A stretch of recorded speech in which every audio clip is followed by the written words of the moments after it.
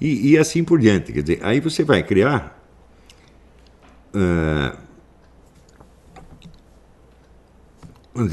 na verdade, é um falso paradoxo que só existe na escala verbal, mais ou menos como o negócio do gato Félix.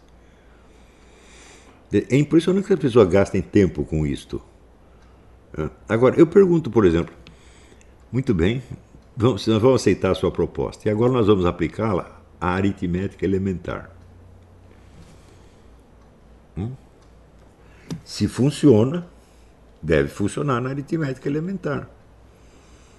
Então você vai abolir, você não quer metafísica binária, então vai ser uma aritmética sem identidade nem diferença.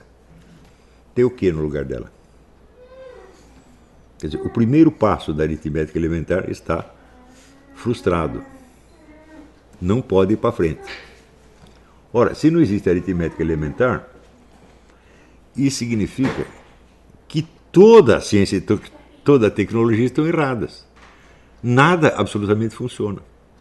Só a linguagem do Jacques Derrida. Isto é viável? É uma hipótese que nós devemos pensar?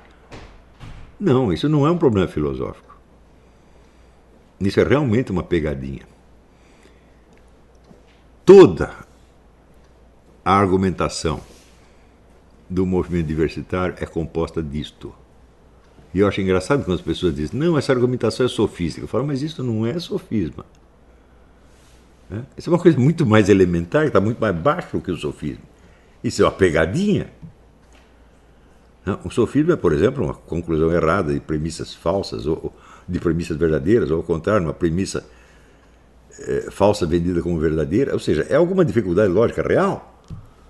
Mas aqui não há dificuldade lógica. Veja, os sofismas, eles aparecem no meio do discurso porque você, por assim dizer, tropeçou. Né? Ou o sujeito montou uma armadilha lógica para você cair ali. Mas isso aqui é uma pegadinha que não está na estrutura do discurso, não está no tecido do discurso, está lá no começo. É uma pegadinha assim, vamos fingir que nós não estamos dizendo nada. Ou seja, é realmente uma brincadeira, uma fantasia. Agora, em contraste com isso, por isso que eu botei este textinho, botei até no Facebook. Falar para todo mundo, não fica só para os alunos. O discurso do filósofo é, por excelência, o discurso dialético. Isso aí, toda a filosofia tem essa estrutura.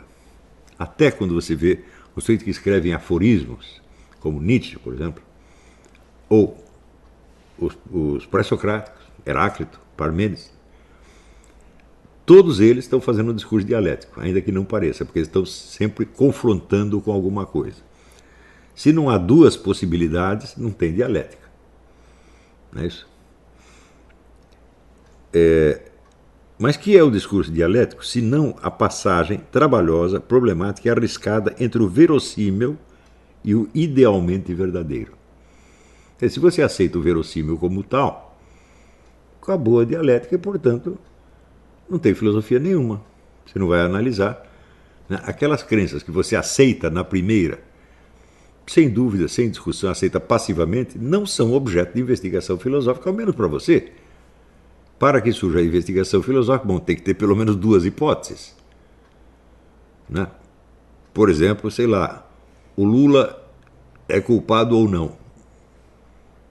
Não é isso?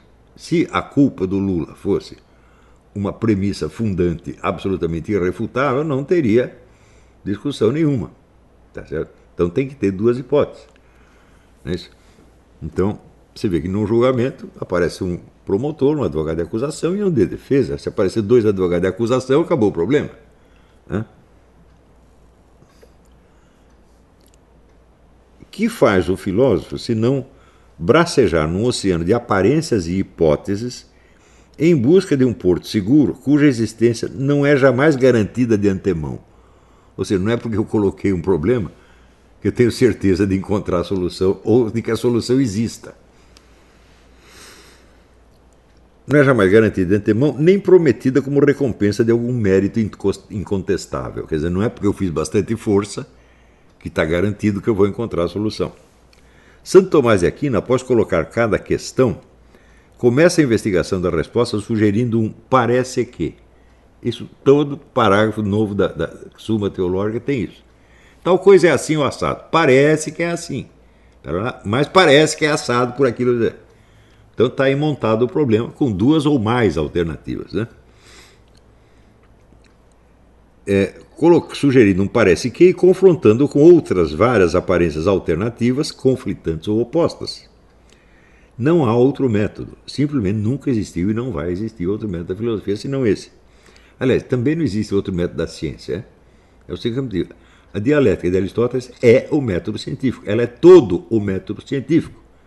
Ele diz, mas e a ciência experimental? Eu digo, a partir do momento em que a experiência, não a experiência comum, a corrente, que essa Aristóteles também usava, mas a experiência científica montada em laboratório, ela é o quê? Ela é um fornecedor de novas premissas. Tá certo? E, portanto, fornecedor de novas hipóteses. Então, o método não mudou, mudou a técnica, o material, quer dizer, onde você busca as premissas, né?